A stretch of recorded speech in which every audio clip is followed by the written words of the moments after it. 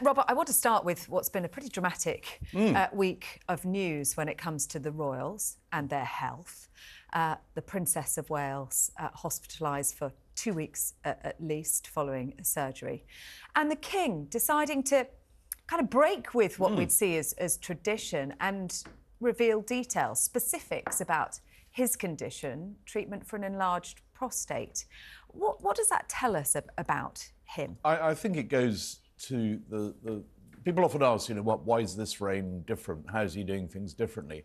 And he is, I think there is a greater degree of transparency. And I, like you, was very surprised to see the words enlarged prostate in a palace medical bulletin. I mean, traditionally, these would be very brief, very occasionally we might give a sort of small amount of detail, might use words like minor infection or something. But the King is very clear that, he wants to encourage people to go and get checked up. And I think the NHS website saw 1,000% surge in traffic well, there you go. On its prostate information page following the news. Also, what does it say about him? Because I saw this, I was delighted actually, because it makes him human. 50% of men over 50 will get similar symptoms, 80% of men who are over 80. It makes him one of the people, doesn't it?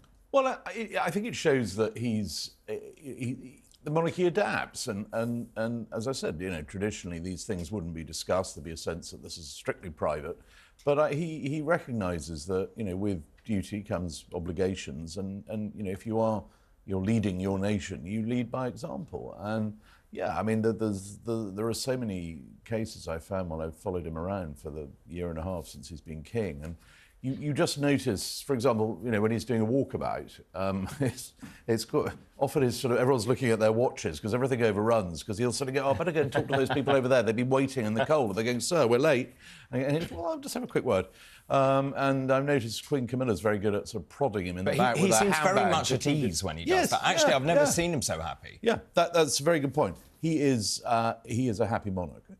He is, I think, when you've been sort of preparing for this, and you've had it in the back of your mind. One thing I also discovered, that there was no sense of impatience on his part. He was very stoical about, when this day comes, I'll be king. There was no effort to try and sort of jump ahead. I know that's been a sort of plot line in The Crown, but it's just not the case. He very much sort of, look, it's in the hands of the Almighty.